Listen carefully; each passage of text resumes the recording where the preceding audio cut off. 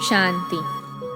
आज 30 दिसंबर 2021 की बाबा की साकार मुरली है। मुरली की महावाक्य है, मीठे बच्चे सच्चे बाप के साथ सच्चे बनो। अगर सच नहीं बतलाते हो तो पाप वृद्धि को पाते जाते हैं। प्रश्न है, जब तुम बच्चे कर्मातीत अवस्था के समीप पहुँचेंगे तो कौन सी अनुभूति करेंगे? उत्तर है, ऐसा अनुभव होगा जैसे माया के तूफान सब समाप्त हो गए हैं। किसी भी विघ्न में घबराएंगे नहीं। अवस्था बड़ी निडर रहेगी। जब तक वह अवस्था दूर है तब तक माया के तूफान बहुत हैरान करते हैं। बाबा कहते, मीठे बच्चे, जितना तुम रुस्तम बनते हो उतना माया भी रुस्तम होकर आती है। लेकिन तुम्हें विजय प्राप्त करनी है, डरना नहीं है। सच्चे बाप के साथ सच्चाई सफाई से चलते रहो, कभी कोई बात छिपाना नहीं। गीत है, जाग सजनिया जाग। ओम शांति। यहाँ आने वाले बच्चे तो यह गीत रोज सुनते हैं। सेंटर्स पर भी जो बीके रहते हैं वह सुनते हैं। बाहर वाले तो सुनते नहीं हैं। वास्तव में यह गीत तो अनन्य बच्चों के घर में सबको रखना चाहिए, सबको जगाना चाहिए, क्योंकि इस गीत का राज बहुत अच्छा है। नया युग आ रहा है। नया युग अर्थात सतयुग। यह है कलयुग। कलयुग का विनाश होना है। सतयुग में राजधानी होती ही है भारतवासियों की। उनको गोल्डन एजड वर्ल्ड कहा जाता है। गोल्डन एजड वर्ल्ड में golden aged Bharat, iron aged दुनिया में आयरन एजड भारत, यह भी तुम ही जानते हो। तो गोल्डन एज में और कोई खंड अथवा धर्म होता नहीं। अभी है आयरन एज, इसमें सब धर्म है। भारत का भी धर्म ही जरूर, परंतु वह देवी देवता नहीं है, तो फिर होना जरूर चाहिए। तो बाप कहते हैं, मैं आकर स्थापना करता हूँ। पहले पहले बाप का परिचय देना है। शास्त्रों की जब कोई बात करे तो उनको कहना चाहिए, यह तो भक्ति मार्ग के शास्त्र हैं, ज्ञान मार्ग का शास्त्र होता नहीं। ज्ञान का सागर तो परमपिता परमात्मा को कहा जाता है। जब वह आकर ज्ञान देवे तब सद्गति हो। यह गीता आदि भी भक्ति मार्ग के लिए हैं। मैं तो आकर तुम बच्चों को ज्ञान और योग सिखलाता हूँ। फिर बाद में वह शास्त्र बनाते हैं जो फिर भक्ति मार्ग में काम आते हैं। अभी तुम्हारी है चढ़ती कला। तुम्हें बाप आकर ज्ञान सुनाते हैं। बाप खुद कहते हैं, मैं जो तुमको सद्गति के लिए ज्ञान देता हूँ वह प्रायलोप हो जाता है। अभी बाप कहते हैं, तुम कोई भी शास्त्र आदि नहीं सुनो। वह रूहानी बाप तो सबका एक ही है। सद्गति का वर्षा भी उनसे मिलता है। यह तो है ही दुर्गति धाम। सद्गति धाम सतयुग को कहा जाता है। जब कोई भी शास्त्रों की, वेदों की अथवा गीता की बात करे, बोलो हम जानते सबको हैं, परंतु यह ही भक्ति के, हम उनका नाम लेवे ही क्यों? जबकि अभी ज्ञान सागर परमपिता परमात्मा हमको पढ़ा रहे हैं। बाप कहते हैं, अपने को आत्मा समझ मुझ बाप को याद करो, तो इस योग अग्नि से तुम्हारे विकर्म विनाश हो जाएंगे। भक्ति मार्ग में तो और ही विकर्म होते आए हैं। हमको बाप ने कहा है, मन मना भव। वही ज्ञान का सागर पतित पावन है। पतित पावन कृष्ण को नहीं कहा जाता है। अभी हम एक बाप की ही सुनते हैं। उनको कहते हैं, शिव परमात्माए नमः। बाकी सबको कहेंगे देवताए नमः। इस समय तो सब तमो प्रधान है। सतो प्रधान बनने का रास्ता एक बाप ही आकर बतलाते हैं। अब उस एक बाप को ही याद करना है। ब्रह्म को याद नहीं करना है, वो तो घर है।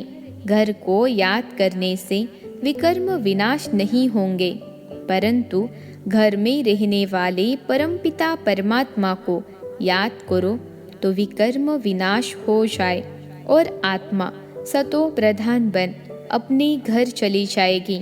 फिर आएगी पार्ट बचाने। चक्र का राज समझाना चाहिए।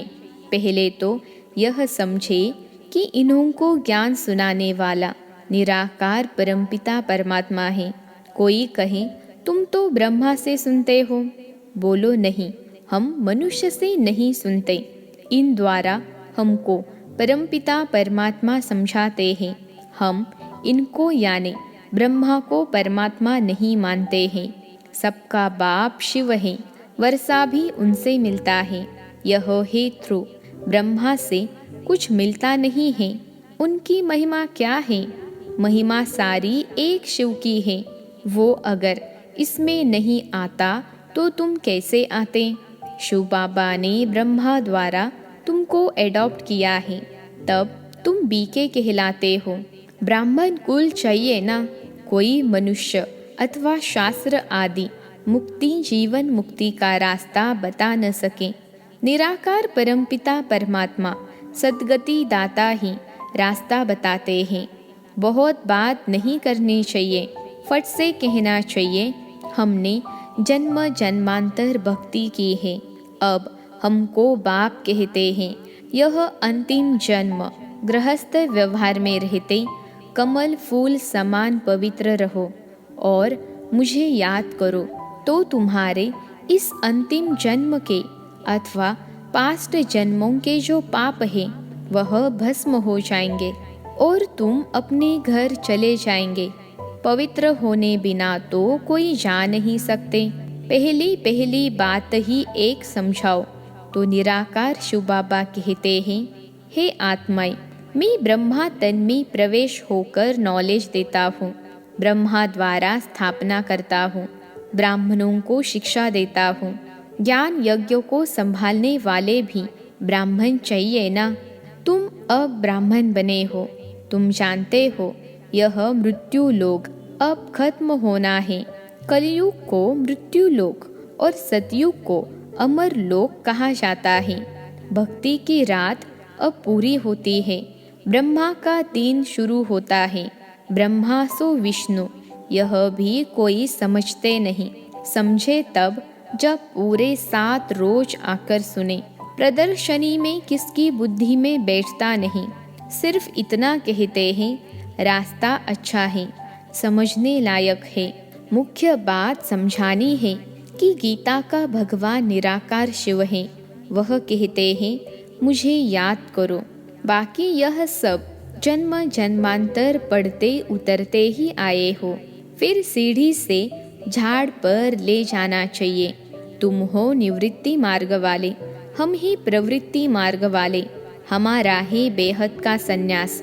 जब भक्ति पूरी हो जाती है तो सारी दुनिया से वैराग्य हो जाता है और भक्ति से भी वैराग्य हो जाता है। भक्ति होती है रावण राज्य में। अब शिव बाबा शिवालय स्थापन कर रहे हैं। शिव जयंती भी भारत में ही मनाई जाती है। तो यह पक्का हो जाए कि शिव बाबा ने आकर भारत को स्वर्ग बनाया है और नरक का विनाश किया है। नई दुनिया में आने वाले ही यह राजयोग सीख रहे हैं। स्वर्ग में प्यूरिटी, पीस, प्रॉस्पेरिटी सब कुछ है। यहाँ जो सन्यासी आदि हैं वह आधा प्यूरिटी में है। वह जन्म गृहस्थी विकारी घर में ले फिर सन्यास करते हैं। यह समझाना होता है। शिव बाबा पतित पावन हमको ब्रह्मा द्वारा समझाते हैं। ब्रह्मा द्वारा राजयोग सिखलाकर यह बना रहे हैं। राजयोग द्वारा ही राजाई स्थापन हो रही है। यह गीता एपिसोड अब रिपीट हो रहा है। तुमको भी राजयोग सिखाना हो तो आकर सीखो। यह ज्ञान प्रवृत्ति मार्ग का है। भगवानुवाच, गृहस्थ व्यवहार में रहते पवित्र बन मुझे याद करो तो विकर्म विनाश हो। और कोई उपाय ही नहीं है पावन बनने का। थोड़ी बात करनी चाहिए, मूंझना नहीं चाहिए। बाबा ने समझाया है, रात को बैठ विचार करो। आज के सारे दिन में जो पास्ट हुआ, जो सर्विस होनी थी, ड्रामा प्लान अनुसार हुआ, पुरुषार्थ तो चलना है ना। प्रदर्शनी में बच्चे कितनी मेहनत करते हैं, यह भी जानते हो। माया के तूफान बहुत कड़े हैं। कई बच्चे कहते हैं, बाबा इनको बंद करो, हमको कोई विकल्प न आए। बाबा कहते हैं, इसमें डरते क्यों हो। हम तो माया को कहेंगे और जोर से तूफान लाओ। बॉक्सिंग में एक दो को कहते हैं क्या कि हमको जोर से उल्टा सुल्टा नहीं लगाना जो हम गिर पड़े। तुम भी युद्ध के मैदान में हो ना। बाप को भूलेंगे तो माया थप्पड़ लगाएगी। माया के तूफान तो अंत तक आते रहेंगे। जब कर्मातीत अवस्था होगी तब यह खलास होंगे। तूफान बहुत आएंगे, डरने की कोई बात नहीं। बाबा से सच्चा होकर चलना है। सच्चा चार्ट भेजना चाहिए। कई बच्चे सवेरे उठकर याद में बैठते नहीं हैं, सोए रहते हैं। यह नहीं समझते अगर हम श्रीमत पर नहीं चलते तो हम अपनी कल्पांतर के लिए सत्यानाश करते हैं, बड़ी भारी चोट खा रहे हैं। ऐसे भी बच्चे हैं जो कभी सच नहीं बोलते हैं, फिर उनकी क्या गति होगी, गिर पड़ेंगे। माया थप्पड़ बड़ा जोर से लगाती है, पता नहीं पड़ता है। सारा दिन झरमुई झगमुई करते रहते हैं। सच न बतलाने से फिर वृद्धि होती जाती है, नहीं तो सच बताना चाहिए। आज यह भूल की, झूठ बोला। अगर सच नहीं बताएंगे तो वृद्धि होती जाएगी, फिर कब सच्चे बनेंगे। नहीं बतलाना चाहिए। हमने यह डिससर्विस की, हमको क्षमा करना। सच न बतलाने से फिर दिल पर चढ़ते नहीं, सच्चाई खींचती है। बच्चे खुद भी जानते हैं कौन कौन अच्छी सर्विस करते हैं। अच्छे अच्छे बच्चे बहुत थोड़े हैं। चाहता हूँ गावड़ों में भी अच्छी अच्छी बच्चियों को भेज दूँ तो सब खुश होंगे। बाबा ने हमारे पास बम्बई की हेड, कलकत्ते की हेड भेजी है। कोई भी मिले तो उनको सीधी बात सुनानी है कि पतित पावन परमपिता परमात्मा संगम पर आकर यह महामंत्र देते हैं कि मामेकम याद करो। राजयोग तो बाबा तुमको ही सिखलाते हैं, तुम्हारा काम है औरों को भी रास्ता दिखलाना। बच्चे कहते हैं कलकत्ते चलो। अब बाबा बच्चों के बिना कोई से बात कर न सकें, फिर कहेंगे यह तो कोई से मिलते नहीं हैं। हम कैसे समझे कि यह कौन है, क्योंकि उन्होंने तो ही भक्ति की बातें। आत्माओं का बाप कौन है यह तो कोई बता ही नहीं सकते। शिव बाबा तो आते ही भारत में हैं। ऐसी ऐसी बातें समझाने में घंटा लग जाए। बाबा तो कोई से मिलता नहीं, बच्चों को ही माथा मारना है। यहाँ भी देखो बच्चों के साथ कितनी मेहनत करनी पड़ती है सुधारने के लिए। बाबा को सच्चा समाचार कोई देते नहीं है। बाबा हमने सन्यासी से बात की, फलानी प्रश्न का हम जवाब दे न सकें। हमने यह भूल की, सारा दिन क्या क्या करते ही लिखना चाहिए। बाबा ने बच्चों को समझाया है, मेरे से पूछे बिना किसी को चिट्ठी नहीं लिखो। बाबा से पूछेंगे तो बाबा ऐसी मत देंगे जिससे किसका कल्याण हो जाए। बाबा के पास लिख कर भेज दो तो बाबा करेक्ट कर दे। बाबा तो युक्ति बताएंगे। देही अभिमानी होकर लिखेंगे तो वह पढ़कर गदगद हो जाएंगे। शिक्षा तो बहुत अच्छी दी है। तुम्हारी एम ऑब्जेक्ट है लक्ष्मी नारायण बनने की। यह तुम्हारा बाप, टीचर, गुरु, भाई आदि सब कुछ है। हर बात में राय देते रहेंगे, फिर जवाबदारी तुमसे उतर जाएगी, क्योंकि श्रीमत पर चले ना। धंधे आदि के लिए भी समझाएंगे कि कहाँ लाचारी में किसके हाथ का खाना होता है, नहीं तो धंधा आदि छूट जाएगा। चाय नहीं पी तो मिनिस्टर रूठ जाएगा। युक्ति से कहना चाहिए, हम चाय इस समय नहीं पीते हैं, हमको तकलीफ हो जाएगी। कहा शादी मुरादी है, नहीं जाएंगे तो नाराज़ हो जाएंगे, तो बाबा कहेंगे ऐसे ऐसे करो, सब युक्तियाँ बताएंगे। अच्छा, मीठे मीठे सिखिलते बच्चों प्रति मात पिता बाप दादा का याद प्यार और गुड मॉर्निंग। रूहानी बाप की रूहानी बच्चों को नमस्ते। हम रूहानी बच्चों की रूहानी मात पिता बाप दादा को याद प्यार, गुड मॉर्निंग और नमस्ते बाबा नमस्ते। धारणा के लिए मुख्य सार। पहली पॉइंट है, बाप से सदा सच्चा रहना है। दिल तख्त नशीन बनने के लिए श्रीमत पर पूरा पूरा चलना है। दूसरी पॉइंट है, युद्ध के मैदान में माया के विकल्पों से विघ्नों से डरना नहीं है। अपना सच्चा चार्ट रखना है, झरमुई झगमुई नहीं करने हैं। आज का वरदान है, स्वस्थिति द्वारा सर्व परिस्थितियों का सामना करने वाले अव्यक्त स्थिति के अभ्यासी भव। स्वस्थिति द्वारा सर्व परिस्थितियों का सामना करने वाले अव्यक्त स्थिति के अभ्यासी भव।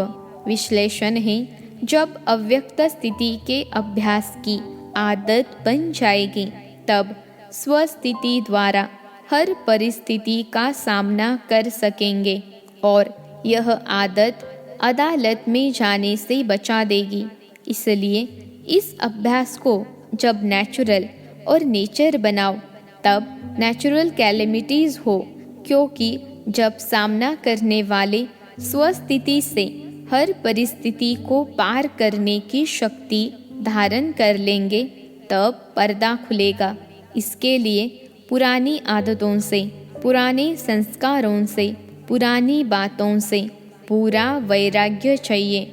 आज का स्लोगन है, स्वयं को निमित्त करनहार समझो तो किसी भी कर्म में थकावट नहीं हो सकती। स्वयं को निमित्त करनहार समझो तो किसी भी कर्म में थकावट नहीं हो सकती। अच्छा, ओम शांति।